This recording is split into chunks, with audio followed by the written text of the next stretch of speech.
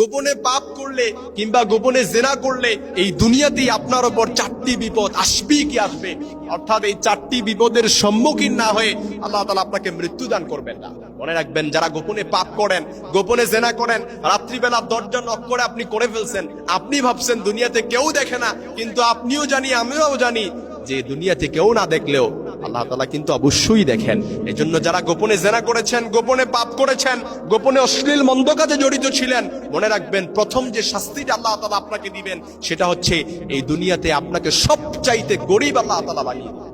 আপনার যত ধন সম্পদ আছে সবকিছু আল্লাহ তাআলা ধ্বংস করবেন, যত ধন সম্পদ আছে, এবং কি আল্লাহ তাআলা আপনাকে এত গরিব করবেন, এত গরিব বানিয়ে দিবেন, আপনার জীবনটাকে দুর্বিষহ করে ফেলবেন, যাতে করে আপনার যত রকমের ইনকাম আছে সবকিছু থেকে আল্লাহ তাআলা বরকত উঠিয়ে নেবেন। এই জন্য প্রিয় ভাইরা, কথাগুলো একটু কষ্ট মনে হচ্ছে, কথাগুলো একটু কঠিন হয়ে যাচ্ছে। এই জন্য যুবক ভাইদেরকে বলতে চাই, যুবতী বোনদেরকে বলতে চাই, আপনারা মনে করেছেন এই দুনিয়াটা খাও দাও ফুর্তি করো, দুনিয়াটা মস্ত বড় না। এই দুনিয়ার পরেও যে আখিরাতের জগৎ আছে এটা আমরা সবাই জানি, কিন্তু দুনিয়াতেই যে শাস্তিগুলো নেমে আসে, প্রথম শাস্তি হচ্ছে আপনার জীবনটা দুর্বিষহ করে ফেলা হবে, আপনাকে গরিব বানিয়ে দেয়া হবে, গরিব বানিয়ে ফেলা হবে, এবং যত ধন সম্পদ আছে সবকিছু ধ্বংস হয়ে যাবে শুধুমাত্র গোপনে জেনা করার কারণে, গোপনে পাপ করার কারণে, গোপনে অশ্লীল মন্দ কাজ করার কারণে। সেটা হতে পারে আপনার লজ্জাস্থান দ্বারা, আপনার হাত দ্বারা, আপনার অন্তর দ্বারা, আপনার চক্ষু দ্বারা, আপনার পা দ্বারা হতে পারে, এই জিসিমের, এই শরীরের যে কোনো অঙ্গ প্রত্যঙ্গ দ্বারা হতে পারে। এই জন্য প্রিয় ভাইরা, কথাগুলো কষ্ট হলেও 2 নাম্বার যে পাপ দুনিয়াতে আল্লাহ তাআলা আপনাকে দিবেন সেটা হচ্ছে ইচ্ছাকৃতভাবে জেনা করেন কিংবা অনিচ্ছায় করেন। অনিচ্ছায় করলে তো আল্লাহ তাআলা মাফ করে দিবেন, কিন্তু অনিচ্ছায় কেউ তো আর পাপ করে না, জেনা করে না। অনিচ্ছায় তো একই পাপ বারংবার করে না। এজন্য যারা এটা করবেন, সে যদি আল্লাহ তাআলার কাছে ক্ষমা না চায়, অনুতপ্ত না হয়, ওই ব্যক্তির উপর আল্লাহ তাআলা মহামারী নিক্ষেপ করবেন, বিভিন্ন রোগবালায় আক্রান্ত করে দেবেন, এবং যে রোগগুলো ভালো হওয়ার কোনো সম্ভাবনা থাকবে না, এবং সেই মহামারীতে ওই ব্যক্তি আস্তে আস্তে সে মৃত্যুর কোলে ঢলে পড়বে। এই জন্য প্রিয় ভাইরা, এখনো বুঝেন না, কিন্তু জেনা করেন, পাপ করেন, অশ্লীল কাজ করেন, আল্লাহ তাআলার কাছে এই পাপের জন্য অনুতপ্ত হন না, তাহলে মনে রাখবেন আপনি অতি শীঘ্রই এমন মহামারীতে আক্রান্ত হবেন, এমন রোগবালাইতে আক্রান্ত হবেন, যে রোগবালাই আপনাকে ধীরে ধীরে মৃত্যুর কোলে আপনাকে নিয়ে যাবে। 3 নাম্বার যে শাস্তি আল্লাহ তাআলা আপনাকে দুনিয়াতেই দিবেন সেটা হচ্ছে এমন রোগ আপনার শরীরে বাসা বাঁধবে যেটা আপনার বংশের পূর্বপুরুষদের কারো শরীরে এই রোগ আসে নাই, এবং এই রোগ পৃথিবীবাসী ইতিপূর্বে কেউ দেখে নাই। আপনি সাজেস্ট করেন চিকিৎসা বিজ্ঞানে কত হাজার রোগ আছে, কেউ ভালো করে লিখতে এবং বলতে পারবে কিনা? কত রোগ যে দিন কি দিন আবিষ্কার হচ্ছে, যেগুলোর চিকিৎসা পর্যন্ত এখন বাংলাদেশ কেন সারা বিশ্বেই নাই। এত রোগ দিন কি দিন নতুন নতুন রোগ সাজেস্ট হচ্ছে। এই জন্য মনে রাখবেন, অশ্লীল কাজ করেন, মন্দ কাজ করেন, যে মন্দ কাজের ব্যাপারে কোরআনে আল্লাহ তাআলা বলেছেন ওয়ালা তাকরাবুজ জিনা ইন্নাহু কানা ফাহিশাতান ওয়া সাআ সাবিলা, তোমরা জেনার ধারে কাছেও যেও না, কারণ জেনা এটা অবশ্যই নিকৃষ্ট, অশ্লীল এবং মন্দ।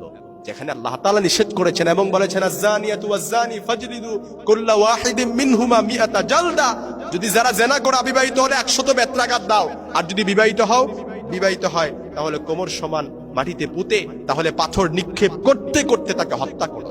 ইসলামী রাজ যদি কায়েম থাকতো, ইসলামী শাসন যদি কায়েম থাকতো, ইসলামী খেলাফত যদি কায়েম থাকতো, তাহলে যে সকল বিবাহিতরা তার প্রতিবেশীর স্ত্রীর সাথে জেনা করেছে তাকে কোমর সমান নিক্ষেপ করে, পাথর কোমর সমান, তারপর তাকে পুঁতে ফেলে পাথর নিক্ষেপ করে তাকে হত্যা করা হয়। ইসলামী খেলাফত যদি কায়েম থাকতো তাহলে মিয়াতা জালদা, অবিবাহিত যে সকল যুবক আর যুবতীরা সে কি করেছে, তার ক্লাসমেটের সাথে সে প্রেম করেছে, ক্লাসমেটের সাথে অবৈধ রিলেশন করেছে, তাকে নিয়ে ডেটে গিয়ে, তাকে নিয়ে হোটেলে গিয়ে যে সকল যুবক এবং যুবতী বোনেরা, যুবতী ভাইয়েরা, যুবক ভাইয়েরা যারা মন্দ কাজ করেছে, অবৈধ জেনা করেছে, আপনাদেরকে মিয়াতা জালদা 100 বেত্রাঘাত করে দেশান্তর করে দেওয়া হতো।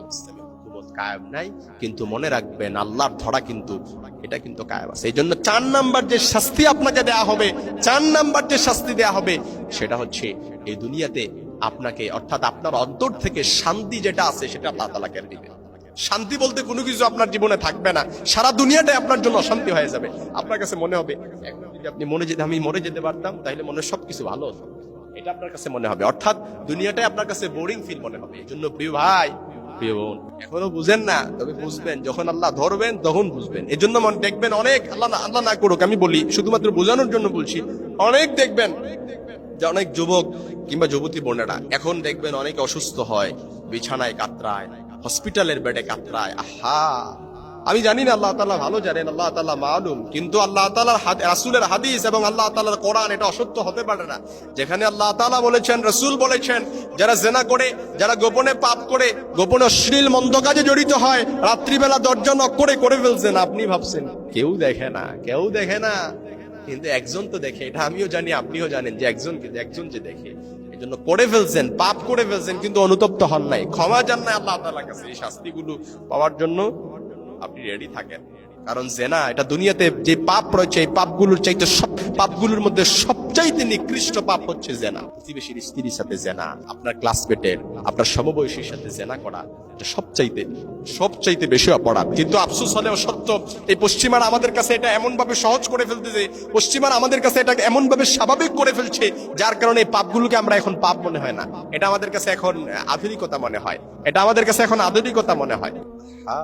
আল্লাহ তাআলা আমাদের সকলকে সহিহ সমাজ দান করুক। প্রিয় ভাইরা, যদি কেউ গোপনে জেনা করে ফেলেন, গোপনে পাপ করে ফেলেন, আপনি হতাশ হওয়ার কোনো কারণ নাই। আল্লাহ তাআলা আপনাকে ক্ষমারও ঘোষণা দিয়েছেন।